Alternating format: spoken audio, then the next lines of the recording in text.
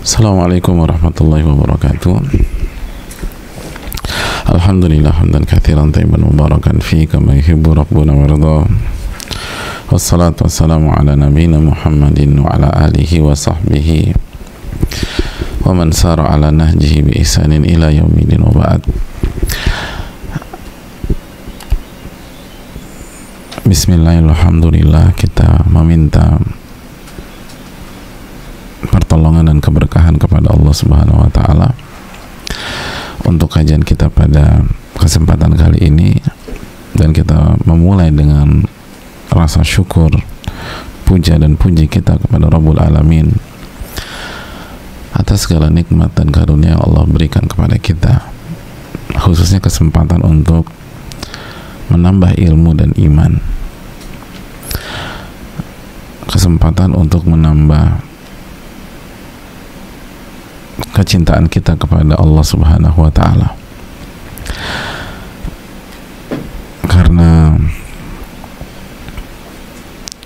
semakin kita mengenal Allah, semakin besar rasa cinta kita kepadanya. Dan itulah kaidah di dalam dunia percintaan. Semakin mengenal, semakin tumbuh rasa cinta. Jika yang kita dapatkan adalah kebaikan demi kebaikan serta kebaikan, dan siapa yang lebih baik daripada Rabbul Alamin? Oleh karena itu, marilah kita mensyukuri hal ini. Sebagaimana marilah kita mengucapkan salawat dan salam kepada Nabi kita Muhammadin sallallahu alaihi wasallam beserta para keluarga, para sahabat, dan orang-orang yang istiqomah berjalan di bawah naungan sunnah beliau sampai hari kiamat kelak. Hadirin yang semoga Allah muliakan, masih bersama salah satu kitab terbaik di dunia, Riyadhus Shalihin.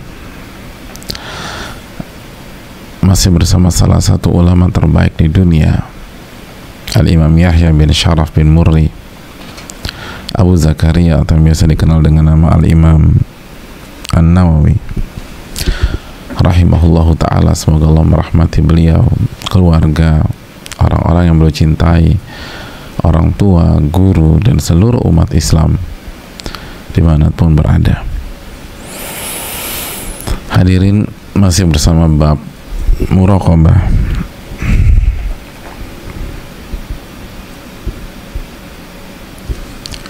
Masih bersama bab muraqabah.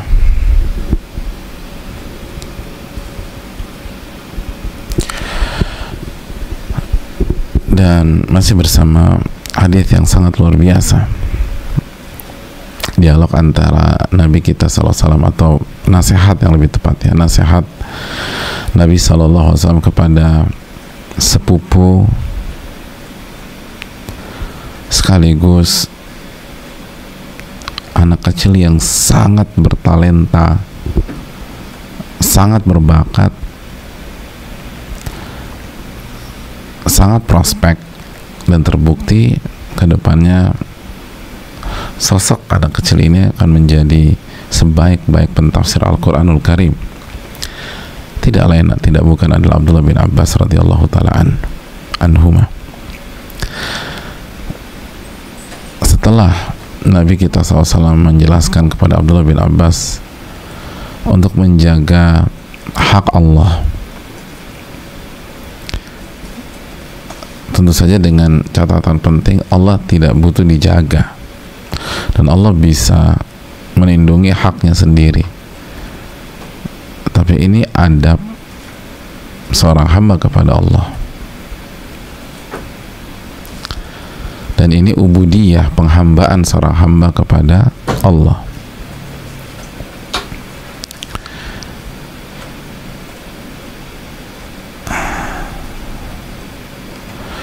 Bukankah orang tua itu ingin anak-anaknya menunaikan hak mereka sebagai orang tua, padahal sebagian orang tua nggak butuh dengan hal tersebut. Ini bukan tentang kebutuhan, kata mereka, ini tentang bakti seorang anak. Pokoknya seringkali orang tua meminta anaknya buatin teh panas, nak buatin kopi, nak pijitin bapak. Emangnya orang tuanya butuh? Sebagian enggak. Orang tuanya punya 10 asisten rumah tangga, yang ke 10-10-nya dia bisa suruh buatin kopi, tapi dia minta anaknya. Kan gitu ya jamaah.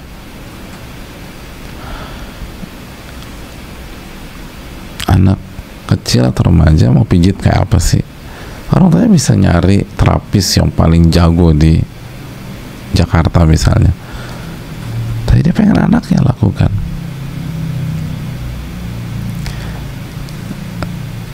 Jadi hadirin Allah muliakan, Allah nggak butuh dengan itu semua.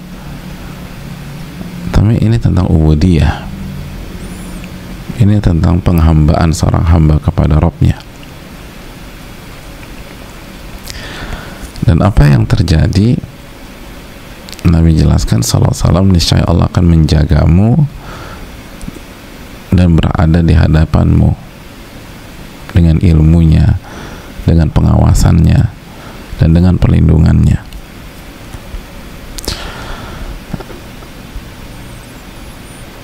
Lihat sebuah pesan yang sangat kuat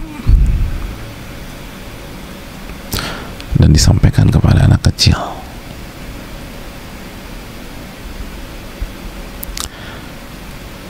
Disampaikan ke anak kecil. Kita udah ini pertemuan keempat ya hadis ini. Siapa yang udah mempraktekkan itu dengan anak-anak kecilnya?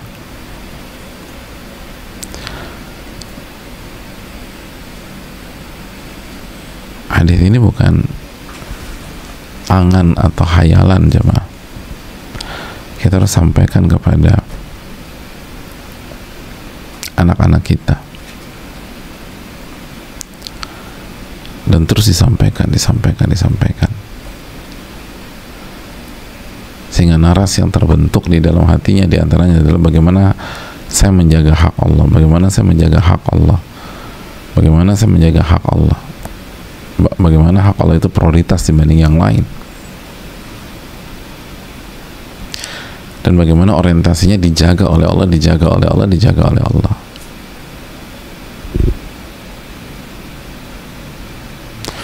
Anak-anak seperti ini itu nanti ketika SMP, SMA, kuliah itu nggak melakukan segala cara agar bisa bergabung di sebuah geng teman-temannya. Jadi anak-anak yang udah ditanamkan, niscaya Allah akan jaga kamu, Allah akan berada di hadapan dia, nggak akan berjuang mati-matian, bahkan seringkali konyol, hanya untuk menjadi anggota sebuah geng tertentu di komunitas sekolahnya atau kampusnya atau pergaulannya. Dia nggak harus bela-belain dengan cara yang nggak jelas untuk bisa diterima di sebuah komunitas. Kenapa? Karena agar saya bisa berhasil, saya nggak butuh pengakuan orang atau distempel anggota komunitas atau geng tertentu. Untuk berhasil, saya hanya butuh dijaga oleh Allah Subhanahu wa Ta'ala, dan Allah bersama saya dijaga, dilindungi. Gimana caranya? Jaga hak Allah, jaga hak Allah. Maka sesibuk apapun nanti kegiatannya di luar rumah, dia akan jaga hak Allah.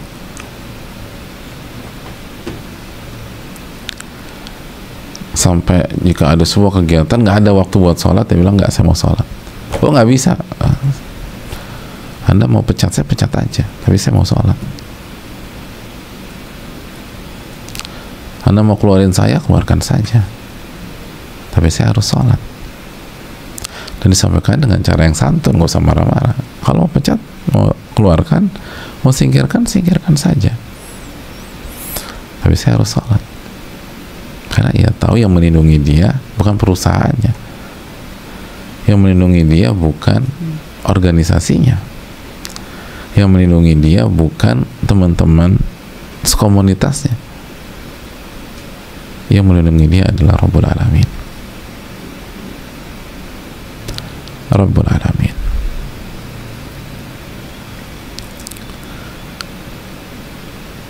Kenapa kita kehilangan pribadi-pribadi yang kuat seperti ini?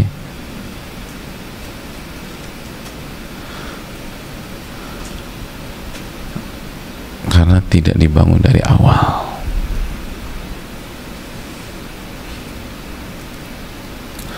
Yang ada adalah pesan-pesan yang membuat seseorang itu rapuh. Pesan yang mengaitkan seseorang dengan makhluk, dengan manusia, sehingga timbullah rasa ketergantungan dari kecil, nanti semakin parah semenjak sampai besar. Akhirnya itu tadi, pengen diakui orang, kalau nggak diakui nggak pede, pengen dipuji-puji orang, kalau dicela minder.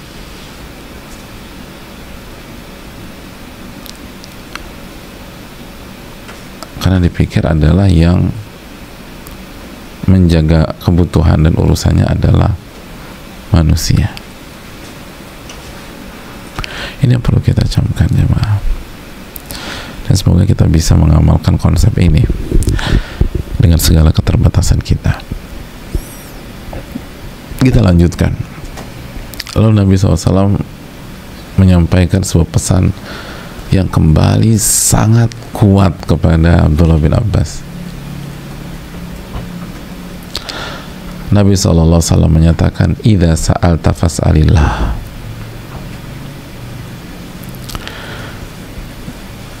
Jika engkau ingin meminta, mintalah kepada Allah.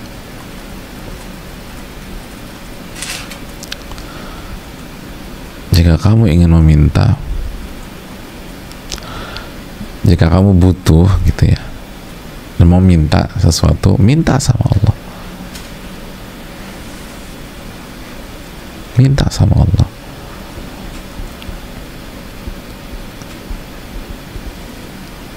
Sederhana tuh jemaah, tapi dalam. Coba bandingkan dengan gaya kita atau sebagian kita. Pernah kita kasih pesan ini buat anak-anak kita? Nah, kalau ada apa-apa minta sama Allah ya, gitu. Papa mau pergi dulu. Atau sebaliknya, yang kita bangun adalah ketergantungan dengan manusia dan makhluk. Nah, kalau ada apa-apa di sekolah, telepon papa ya. Nah itu, telepon papa.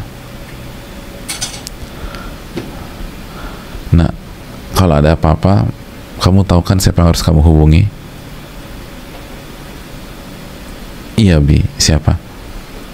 Abi sama Umi, tuh kan. Bagus, anak soleh, tuh, anak soleh. Loh, Allahnya di mana? Lihat Nabi SAW, idza sa'alta fas'alillah. Jika kamu ingin meminta, kamu butuh, minta sama Allah. Jadi jangan salahkan ketika orang itu akhirnya ketika dewasa rapuh. Ya karena dari kecil itu pondasi yang dibangun adalah ketergantungan dengan manusia.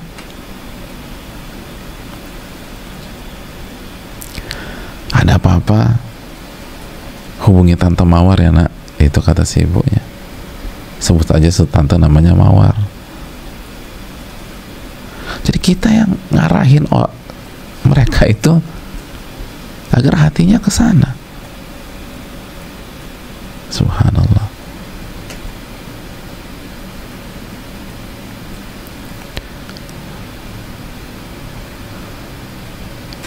Padahal Allah Subhanahu wa ta'ala sudah berfirman, dan surat An-Nisa ayat 32, was'alullaha min fadli, was'alullaha min fadli, dan mintalah kepada Allah, mintalah kepada Allah dari karunia-karunia yang Allah miliki di sisinya.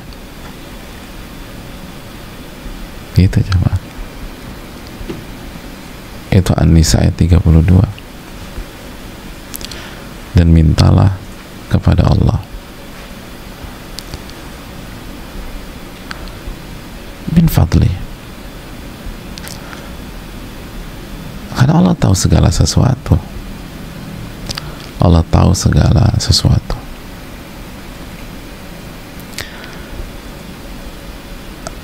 Hadirin Allah muliakan,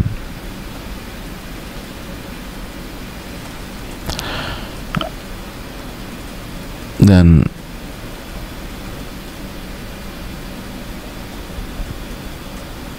itu yang Allah minta dari kita, agar kita senantiasa meminta kepadanya. Was'alullah min fadli, mintalah kepada Allah dari karunia-Nya.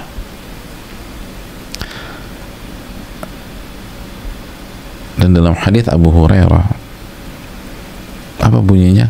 Man la yas'alullah yaghdab alaih. Barang siapa yang tidak meminta kepada Allah, Allah murka sama dia.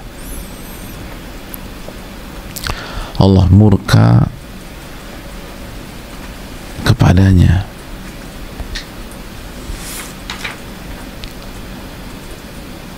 Hadirin Allah muliakan, barang siapa yang nggak minta sama Allah, Allah murka.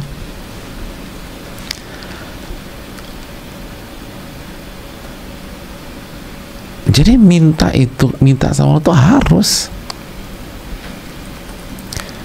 bukan sekedar enggak.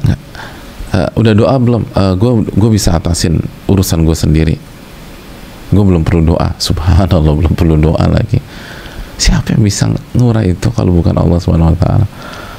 Allah pecahkan satu pembuluh darah saja di kepala kita. Gak bisa kita menyelesaikan pekerjaan yang bisa dilakukan oleh anak atau keponakan kita yang usianya mungkin 3-4 tahun. Dipecahin tuh satu, selesai. Mas, udah doa sama Allah, udah minta. Enggak. Untuk urusan ini saya bisa handle sendiri kok. Oh, bisa handle sendiri itu. Kalau ditanya udah minta tolong sama monter belum, betul jawabannya begitu. Nggak usah, ini bisa saya handle. Kalau ditanya udah nelfon, udah hubungi tukang ledeng belum? Ini saya bisa. Nggak masalah. Kalau pertanyaannya sudah hubungi tukang pompa air belum? Betul jawabannya, nggak usah. Kasus ini saya bisa nyelesain sendiri. Tapi kalau udah nanya sama Allah, minta sama Allah, itu sebuah keharusan.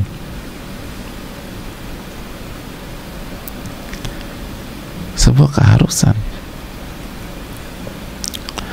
Makanya dalam hadis Tirmidzi disebutkan, liyas'al ahadukum rabbahu hajatahu kullaha hatta yas'alahu sya'sa na'lihi idzan qata'. Hadirin yang Allah muliakan, hendaknya salah seorang dari kalian meminta kepada Allah seluruh hajat-hajatnya, semuanya, sampai mintalah kepada Allah tali sendalnya yang putus itu. Kita punya sendal, talinya putus, doa sama Allah, doa kepada Allah.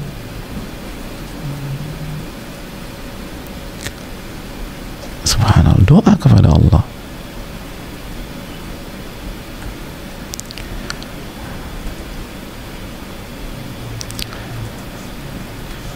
Hadis ini dibawakan Al-Imam Ibnu Rajab ketika menjelaskan konsep ini.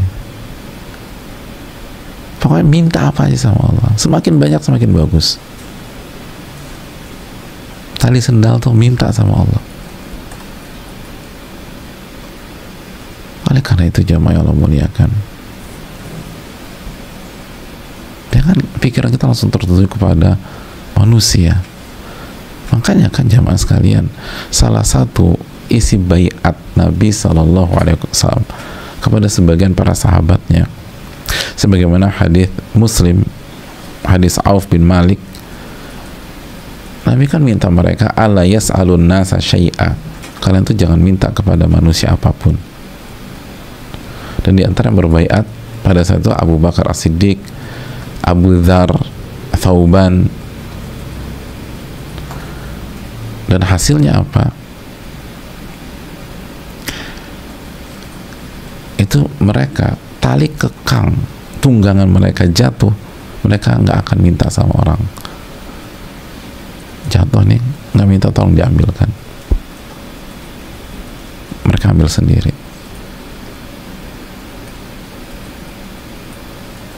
Itu poinnya, nggak minta-minta,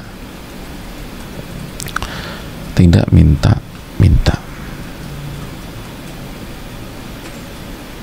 Ini hal yang penting jemaah sekalian.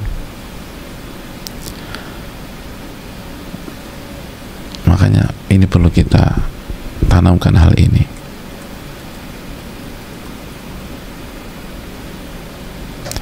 Hadirin Allah muliakan, mungkin ada yang bertanya, kenapa Nabi SAW mengajarkan konsep ini untuk senantiasa minta kepada Allah, minta kepada Allah, minta kepada Allah? Ada beberapa alasan, kata Al-Imam Ibn Rajab rahimahullah. Yang pertama, kata beliau, anna su'ala fi badrul lima'il al-wajhi wa dhulla lisa'il. Karena meminta itu sejatinya ada unsur kerendahan dari pihak yang meminta.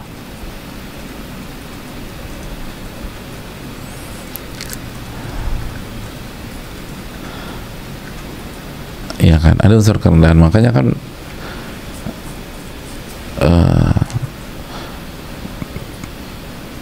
kita sering dengar istilah di banyak orang, Mas udah minta sama dia belum? Enggak. Mintalah sama dia. Enggak. Muka saya mau taruh di mana kalau minta sama dia? Ah, itu muka saya mau taruh di mana? Itu kalimat istilah itu dikenal juga oleh para ulama. Wajah. Makanya kan dalam hadits kan orang yang suka minta-minta pada hari kiamat dibangkitkan dalam kondisi apa? Wajahnya nggak ada daging dan kulit, karena wajah bikin malu gitu. Nah, hal-hal seperti itu nggak layak untuk dipersembahkan kecuali kepada Allah.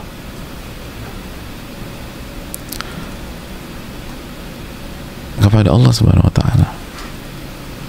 Justru kalau merendahkan kepada Allah mulia. Dan itulah salah satu unsur ibadah.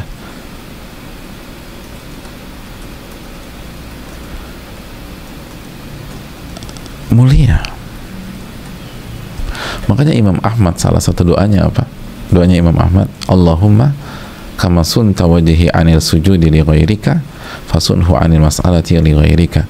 Ya Allah, sebagaimana selama ini engkau jaga wajahku sehingga tidak sujud kepada selainmu, maka tolong jaga wajahku juga agar tidak meminta-minta kepada selainmu.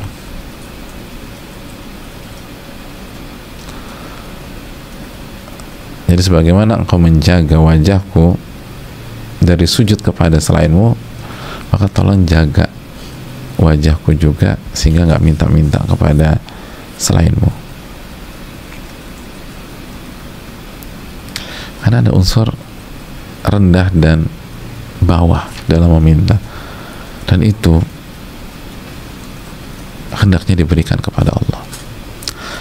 Yang kedua, alasannya tuh kenapa Nabi mengajarkan Abdullah bin Abbas dan kita semua hanya meminta kepada Allah. bahwa dalam meminta kepada Allah ada unsur ibadah yang agung, ubudiyatun azimah, lianna idharun lil iftiqari ilaih. Karena saat kita meminta kepada Allah, kita memperlihatkan kefakiran kita di hadapan Allah, kefakiran, kemiskinan, ketidakmampuan kita di hadapan Allah. Wa'tirafun biqudratihi ala qada'il hawaij. Dan ketika kita meminta kepada Allah, secara otomatis itu pengakuan atas kemampuan Allah dalam menyelesaikan masalah-masalah kita.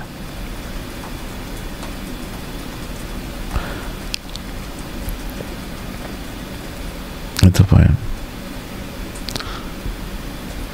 Jadi ada unsur ibadah yang sangat luar biasa, karena di situ ada menunjukkan rasa miskin kita di hadapan Allah, fakir kita di hadapan Allah, kebutuhan kita terhadap Allah, dan mengakui kemampuan dan kekuasaan Allah Subhanahu wa taala dalam mengurai dan menyelesaikan urusan-urusan kita.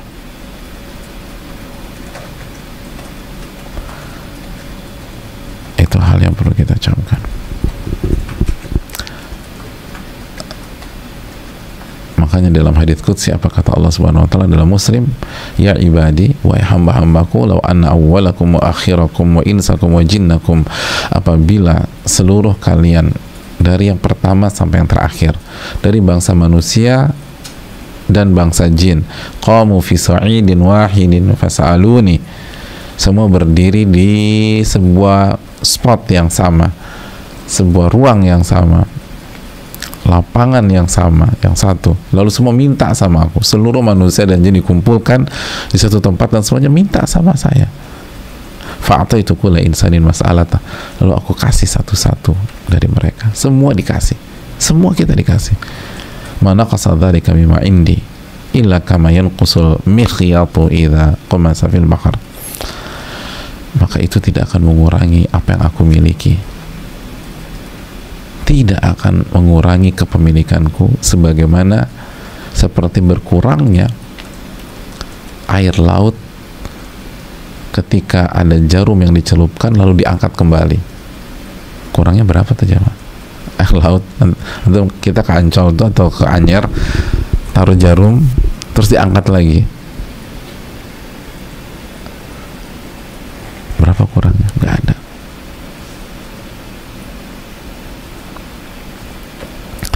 Makanya hadirin Allah muliakan,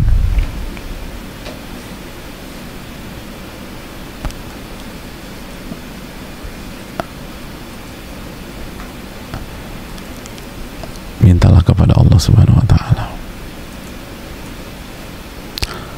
Sebagian ulama klasik dulu, dibawakan Al-Imam Ibnu Rajab rahimahullah,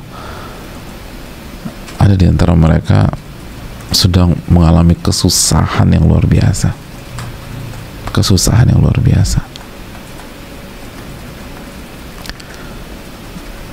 Mungkin kalau sekarang kan pandemi, nggak ada uang segala macam. Hatta hama an yatluba min ba'di ikhwanihi, sampai ia jadi ingin meminta kepada salah satu saudaranya.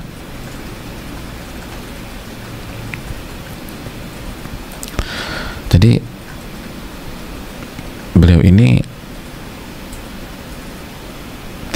tidak hobi meminta, tidak suka meminta-minta, nggak suka. Tapi pernah dalam kehidupannya ada satu titik yang beratnya minta ampun, susah dan sulitnya luar biasa.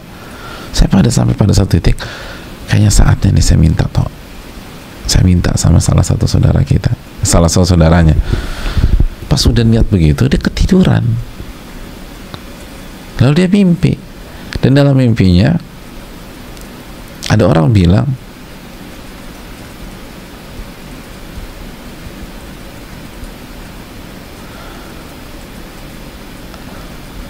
apakah pantas dan apakah baik apabila ada seseorang yang membutuhkan sesuatu idza wajada indallahi ma yurid, atau idza wujida indallahi ma, atau idza wajada indallahi, dan dia tahu yang dia butuhkan itu ada di sisi Allah. An yumila biqalbi ilal abid, lalu dia palingkan hatinya kepada manusia. Jadi di mimpinya itu ada yang mengatakan, apakah pantas dan apakah hal yang baik bagi seseorang yang lagi butuh dan dia tahu yang dibutuhkan adanya di sisi Allah, lalu dia palingkan hatinya ke manusia. Setelah mimpi itu dia kaget, dia bangun. Setelah dia bangun, nggak jadi dia minta sama saudaranya, nggak jadi.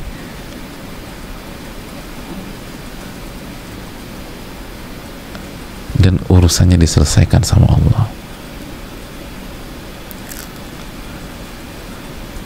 Maka mintalah kepada Rabbul Alamin.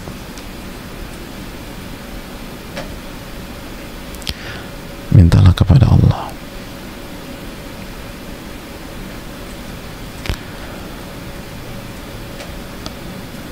Alasan yang ketiga, kenapa kita disuruh minta kepada Allah?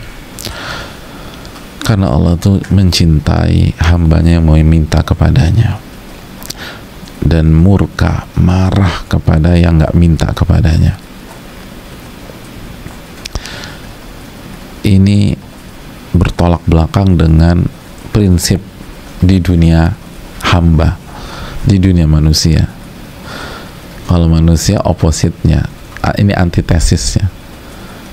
Manusia tuh benci banget sama yang suka minta sama dia, dan seneng sama orang yang nggak pernah minta sama dia.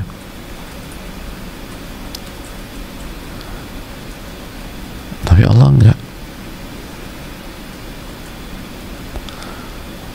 Allah itu senang kalau kita minta, bahkan marah kalau kita nggak minta. Allah berfirman dalam surat Al-Baqarah ayat 186 yang cukup familiar. Wa idza sa'alaka ibadi anni fa inni qarib ujibu da'watad da'i idza da'in. Apabila hambaku bertanya kepada engkau tentang aku, katakan aku dekat dan aku kabulkan doa orang yang berdoa kepadaku. Lalu Allah juga jelaskan dalam surat Ghafir ayat 60, ud'uni astajib lakum, minta kepada aku pasti kabulkan. Setelah Allah perintahkan kita minta kepadanya, Allah jelaskan perihal orang-orang yang nggak minta sama Allah, nggak doa sama Allah. Innalladzina yastakbiruna an ibadati, innalladzina yastakbiruna an ibadati, sesungguhnya orang-orang yang sombong sehingga dia tidak beribadah, tidak minta kepada aku. Jadi sehingga dia nggak minta dan nggak beribadah kepadaku, itu sombong kata Allah. Sayadkhuluna jahannama dakhirin, dan dia akan masuk ke dalam api neraka jahanam dalam kondisi hina, dalam kondisi hina, dalam kondisi hina. Jadi kata Allah, orang yang nggak minta sama Allah itu orang sombong, walaupun nggak pernah ngeremehin orang. Tapi bukankah sombong jangan hanya dipahami dengan interaksi manusia ke manusia?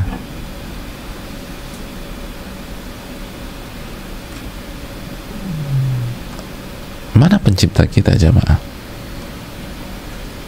Orang yang nggak minta sama Allah, dikit-dikit tenang, saya bisa handle, saya bisa selesaikan, saya ini, itu sombong kata Allah. Yang membuat dia nggak minta dan nggak ibadah itu kesombongan, merasa diri mampu, dan nanti pada akhirnya menolak kebenaran dan meremehkan orang.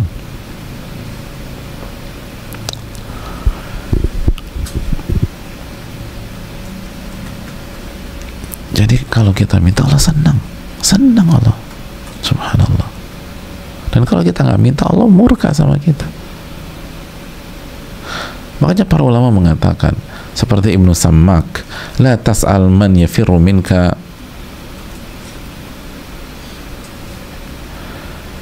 janganlah Anda minta kepada seseorang yang akan menghindar dari Anda, min antas alahu, menghindar agar kamu nggak minta sama dia. Jadi janganlah engkau meminta kepada pihak yang kalau engkau mau minta dia akan menghindar. Lu celingak-celinguk ngapain sih?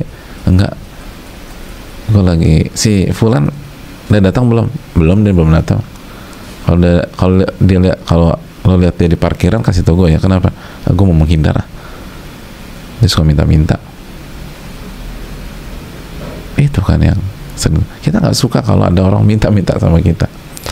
Was'al man amaraka an tas'alahu, mintalah kepada zat yang memerintahkan Anda minta sama dia. Nah, ini lucunya manusia tuh, lebih suka minta sama manusia, padahal manusia nggak pernah nawarin. Dan mayoritas yang nawarin itu basa-basi, mayoritas, nggak semua tentu saja. Dan yang tulus nggak bisa wujudkan semuanya. Yang tulus, kalaupun dibantu, itu Allah yang atur semuanya. Kenapa kita nggak minta sama Allah Subhanahu Wa Taala? Jadi manusia kan gitu ya, suka menghindar kalau dimintain terus.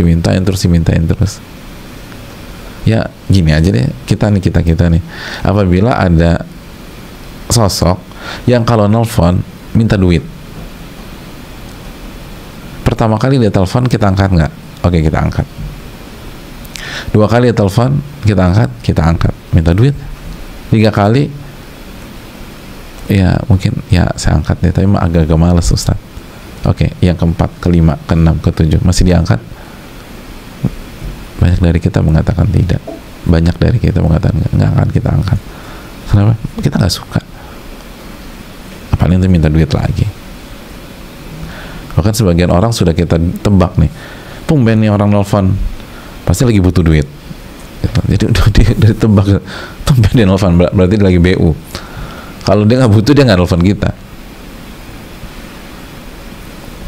Dan kita nggak suka dengan gitu. Itu manusia.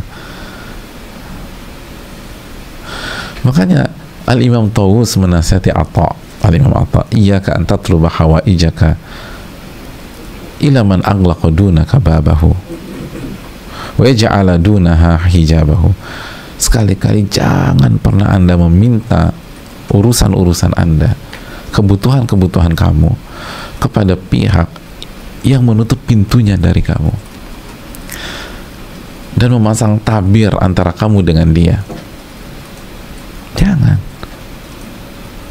Rendah kita dan belum tentu dikasih. Wong dia udah nutup kok. Martabat kita jatuh dan belum tentu dikasih juga. Wa 'alaika biman babahu wa 'alaika biman babuhu maftuhun ila yaumil qiyamah. Dan kamu harus minta ke zat yang pintunya selalu terbuka kepada engkau sampai hari kiamat. Amaraka an tas'alahu, bahkan bukan hanya dibuka pintunya buat kita biar kita minta, tapi memerintahkan kita memintanya. Jadi bukan hanya buka pintu, tapi memerintahkan, minta kepada saya, minta kepada saya, minta kepada saya. Was'alullah min fadli, minta kepada Allah dari karunia-Nya. Ud'uni astajib lakum, minta kepada aku ijabah. Perintah. Wa wa'adaka an yujibaka, dan bukan hanya memerintahkan, menjanjikan akan dikabulkan. Ya kalau cuma perintah doang dikabulkan nggak? Enggak. Ya kan gue cuma bilang lu minta doang, ya percuma juga. Pintunya dibuka, lalu memerintahkan kita untuk berdoa atau untuk meminta dan menjanjikan akan dipenuhi. Itu kurang apa?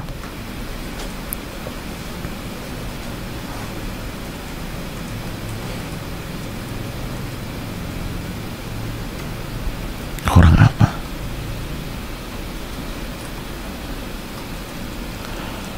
Hadirin yang Allah muliakan,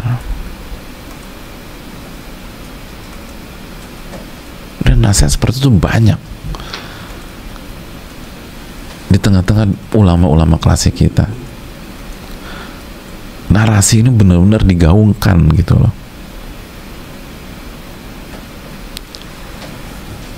Hadirin yang Allah muliakan, Wahab bin Munabbih menyampaikan nasihatnya kepada sebagian ahli agama. Alam ukhbir annaka ta'til muluka wa abna al-muluk tahmilu ilaihim ilmaka. Bukankah saya sudah nasihati kalian atau nasihati Anda saat Anda ingin pergi ke para raja dan pangeran-pangerannya, membawa ilmu Anda ke mereka. Wa yahaka ta'ti man yughliqu 'alaika babah. Celaka Anda datang kepada pihak yang menutup pintunya dari Anda. Wa yudhiru laka faqrahu wa yuwari anka ginahu, yang seakan yang memperlihatkan ketidakmampuannya dan seolah-olah menunjukkan mereka kaya dan mampu, lalu Anda tinggalkan zat yang membuka pintunya untuk Anda, binisfil lail wa binisfil nahar, di tengah malam dan di siang hari. Wa yudhiru laka ginahu, dan ia menunjukkan ketidakbutuhannya kepada Anda. Wa yaqulu ud'uni astajib lak. Tapi walaupun dia nggak butuh sama Anda, dia katakan minta sama aku akan kasih. Kenapa Anda pergi ke sana? Kenapa nggak minta sama Allah? Kenapa nggak minta sama Allah Subhanahu wa ta'ala?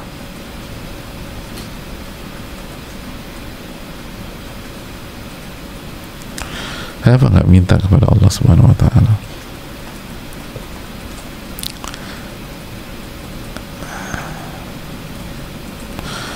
Pokoknya sebagian orang-orang soleh dulu ketika diarahkan untuk bicara sama manusia yang punya pengaruh, yang punya segala macam, apa kata dia? Ana la atruk baban maftuhan wa adhabu ila baban mughlaq. Saya nggak akan tinggalkan pintu yang terbuka, selalu terbuka buat saya, lalu saya pergi ke pintu yang tertutup buat saya.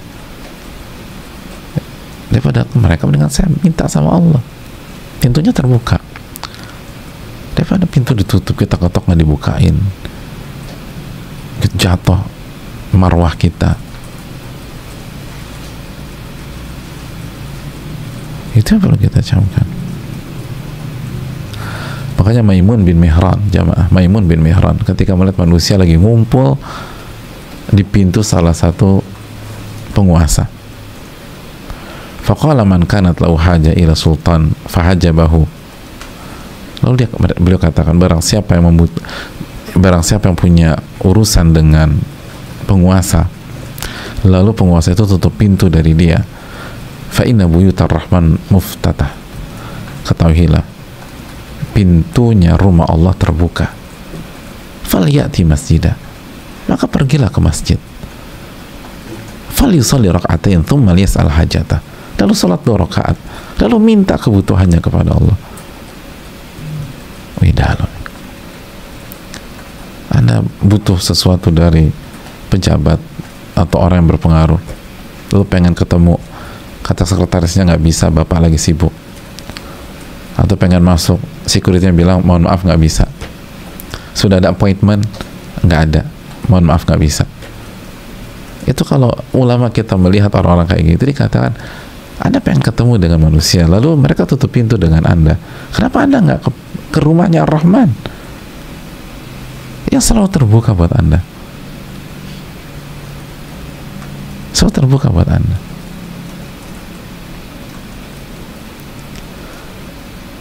Wudhu, sholat 2 rakaat, lalu minta sama Allah,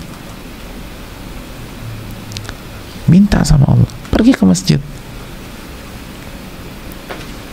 lalu minta kepada Rabbul Alamin.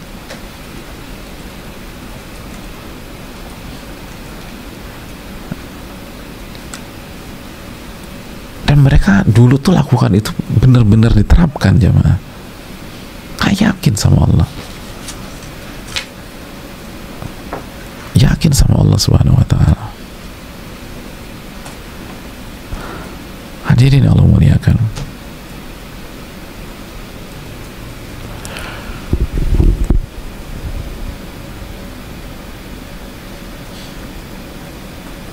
ada kasus yang dialami Syaqiq Al-Balkhi.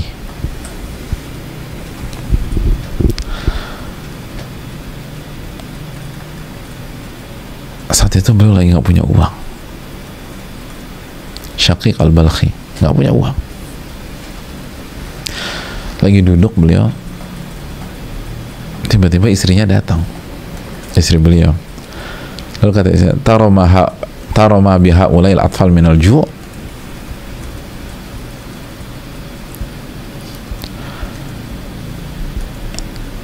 Wahai suamiku, tidakkah engkau lihat bagaimana kelaparannya anak-anak kita?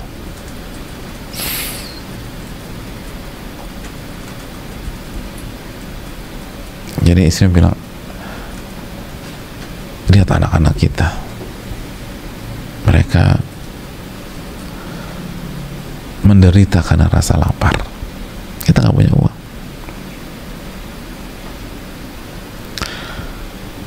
Maka apa yang dilakukan Syaqiq Al-Balkhi?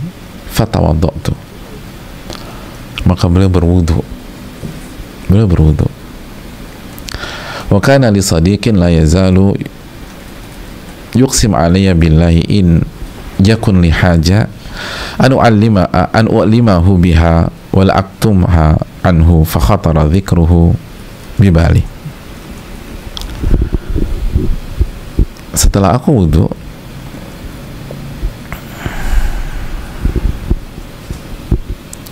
aku teringat dengan sahabatku. Habis wudu ini teringat seorang sahabat yang selalu bersumpah atas nama Allah bahwa jika aku sedang sulit atau ada kebutuhan, aku harus cerita ke dia dan jangan disembunyikan. Maka sosok itu terlintas di benakku.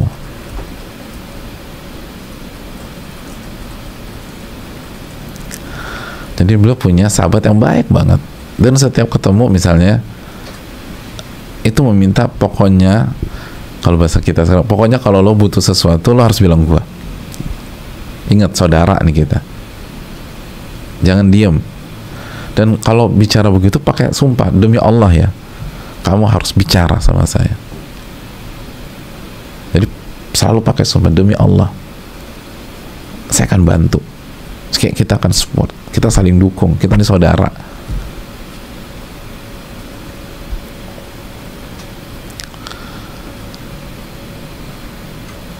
Nah begitu tuh ingat tuh, ingat.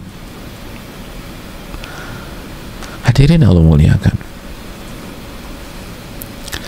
kalau kita jadi Syaqiq Al-Balkhi,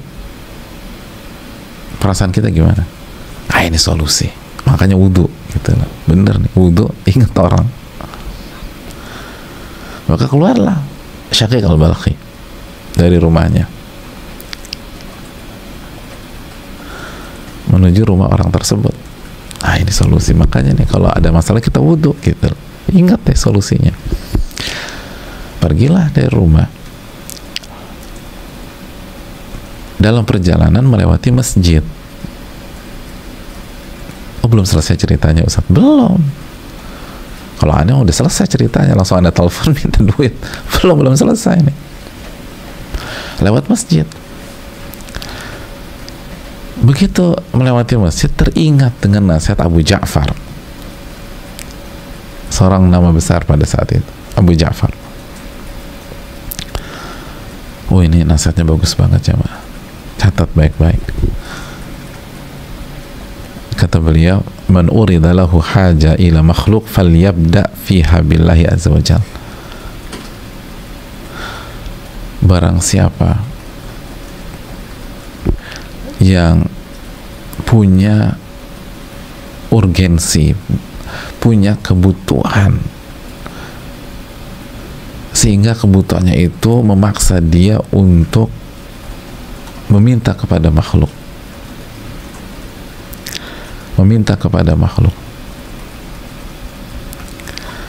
darurat nih, darurat.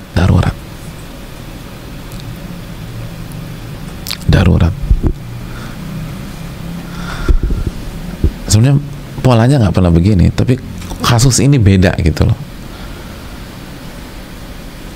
Urusannya, masalahnya, hajatnya, itu membuat dia terpaksa harus hubungi makhluk.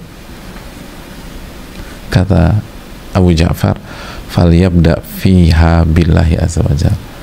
Maka kalau kondisi demikian, mulailah dengan meminta kepada Allah. Oke, kalau harus hubungi seseorang, tapi hubungi Allah dulu, doa dulu. Fadakhaltul masjid wa shallaitu rak'atain. Maka aku putuskan untuk masuk ke masjid dan aku sholat 2 rakaat. Nah, ini seperti ucapan sebagian ulama yang beberapa kali kita sampaikan, man minna fil hajati nas'alullah qabla an nas'alan nas. Siapa di antara kita ketika ada masalah, yang pertama kali dia hubungi Allah sebelum manusia. Nah, ini konteksnya sama. Siapa di antara kita begitu ada masalah, yang pertama kali kita hubungi Allah sebelum manusia. Seperti Abu Ja'far ini. Barang siapa yang memiliki masalah, pelik segala macam, dan terpaksa harus hubungi makhluk, terpaksa harus menghubungi manusia, maka mulailah dari Allah dulu, jangan manusia dulu. Ada orang harus menghubungi tim legalnya sebelum menghubungi tim lawyernya. Udah sholat belum? Minta nggak sama Allah? Doa dulu sama Allah. Dan dari sini sekali lagi, meminta kepada manusia itu diperbolehkan, hadirin sekalian, selama hati itu tidak ke makhluk. Itu yang dijelaskan Al-Imam Muhammad bin Shalih Al-Utsaimin. Selama hati itu tidak ke makhluk. Jadi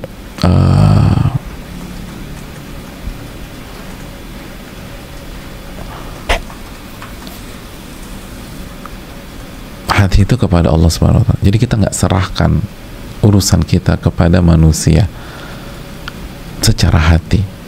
Kita yakin bahwa semuanya ini tuh dari Allah Subhanahu wa Ta'ala. Tapi memang terkadang kita minta sama, tapi dengan 2 catatan kata para ulama. Yang pertama, ketika Al-Imam Muhammad bin Shalih Al-Utsaimin ditanya, boleh nggak sih meminta kepada makhluk, minta tolong gitu kepada makhluk? Nanti kita akan ulangi lagi keterangan ini di Isti'anah. Minta tolong kepada makhluk boleh nggak sih? Kata beliau, boleh, tapi pada dasar hukum asalnya jangan meminta. Yang utama, yang afdal, jangan meminta, kecuali yang pertama ketika hajat, ada kebutuhan, ada hajat, kebutuhan.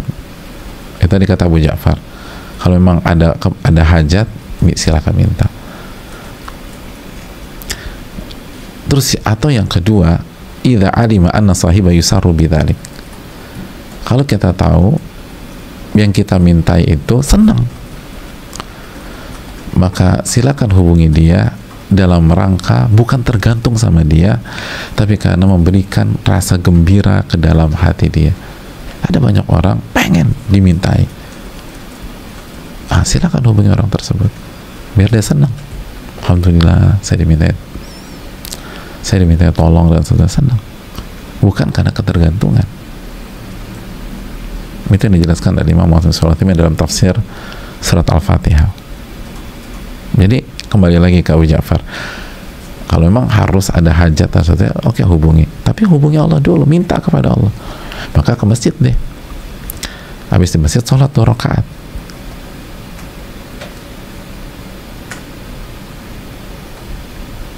Habis itu jamaah, Syakir Al-Balkhi itu ketiduran beberapa saat. Jadi ketiduran mungkin hanya beberapa detik gitu. Dan ketika itu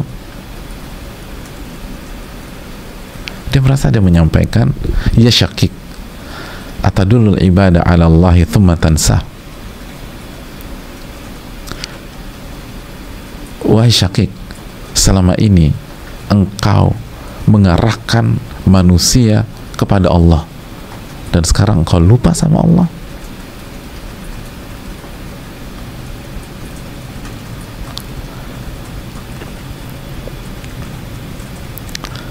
Pesannya itu aja. Terus tiba-tiba beliau bangun lagi, kaget bangun. Jadi selama ini kalau ada nasihat, engkau selalu bilang minta sama Allah. Ada nasihat, minta sama Allah. Ada manusia butuh, ada masalah, nasihatnya minta sama Allah. Ada manusia ada sesuatu kendala, nasihatnya Syakik minta sama Allah. Maka di dalam mimpi yang sangat singkat itu dikatakan, selama ini engkau mengajak manusia untuk kembali kepada Allah, lalu detik ini engkau lupa. Padahal nggak lupa juga. Buktinya kan ingat Abu Ja'far, sebelum minta sama sahabat saya itu, saya mau doa dulu sama Allah. Itu berarti kan nggak lupa. Tapi tetap aja bukan sebuah hal yang sempurna, itu poinnya. Fastaiqadtu, maka aku terbangun. Wa alimtu anna dzalika tanbihun nabbahani bihi rabbi. Dan aku berkeyakinan ini adalah pesan dari Allah Subhanahu wa taala kepada aku. Ke masjid, sholat, terus terlelap sedikit aja, lalu bangun, dan ada pesan itu di dalam tidurnya. Ini bukan nggak sengaja nih, ini pesan nih. Maka Syakik putuskan untuk tidak keluar masjid sampai sholat isya. Nggak jadi ke ininya. Udah, saya minta aja sama Allah. Daripada minta sama manusia, minta aja sama Allah. Sampai sholat isya. Tsumma saraftu ilal manzil. Lalu beliau putuskan untuk pulang ke rumah. Mungkin besok mau ikhtiar, mau berusaha sendiri, tapi udah, saya nggak mau minta, saya mau pulang aja ke rumah. Jadi hari itu beliau putuskan untuk fokus minta sama Allah. Baru nanti ikhtiar lagi. Tapi beliau nggak mau minta kepada yang lain. Itu hadirin. Begitu sampai rumah, fawajatu alladhi aratu an aqsuda qad harraqallahu wa ajra li ahli ala yadayhi ma agnahum. Begitu saya pulang, itu saya bertemu dengan orang yang ingin saya temui. Allahu Akbar. Dia lagi ke rumah saya dan membawa makanan yang dibutuhkan saya sama keluarga pada hari itu. Allahu Akbar. Kata Syakik, Allah gerakkan hatinya untuk ke rumah saya dan memberikan itu. Subhanallah. Persis orang yang saya incar hari ini itu ke rumah saya. Padahal saya nggak WA. Mungkin di WA kali sama Syakik, Pak Ustadz. Nggak ada WA jamaah. Email, apalagi nggak ada. Allah gerakkan. Allah gerakkan. Persis sosok yang ada di benaknya itu yang datang. Subhanallah. Kebetulan. Gimana kebetulan? Allah yang berfirman, ud'uni astajib lakum, minta kepadaku, aku kabulkan. Tapi cuma masalah kita nggak yakin. Seyakin apa kita dengan ayat tersebut? Was'alullah min fadli, minta kepada Allah dari karunia-Nya. Seyakin apa kita dengan ayat tersebut? Para ulama itu yakinnya luar biasa. Dan kalau mereka tuh tidak khilaf kecuali cuman di sisi-sisi ini aja. Padahal kalau ke orang tersebut juga boleh kan. Kalau hajat boleh, tadi kita bahas, boleh kalau lagi hajat. Tapi mereka putuskan untuk tidak dan lebih memilih minta kepada Allah semata, lalu berusaha sendiri. Bukan nggak berusaha ya, berusaha. Tapi kan ada waktunya kita minta sama Allah.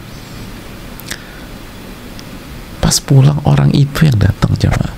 Orang itu yang datang tanpa diundang, dan datang bukan tangan kosong, bawa makanan, kata Syakik, bawa makanan yang kita butuh pada hari itu. Oh subhanallah, persis yang kita butuhkan.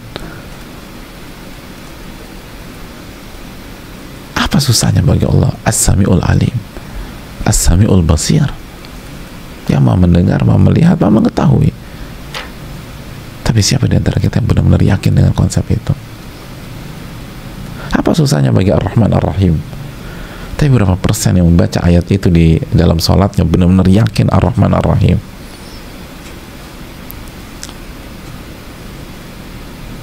Idza sa'alta fas'alillah. Nabi SAW bersabda, jika Anda ingin meminta, Anda butuh, mintalah kepada Allah Subhanahu wa ta'ala.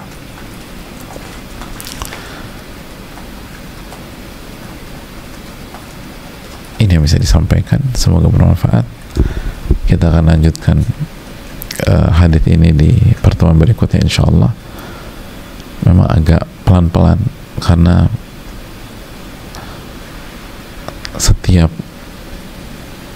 penggalan dan setiap pesan ini dalam sekali dan kita butuhkan pada hari-hari ini.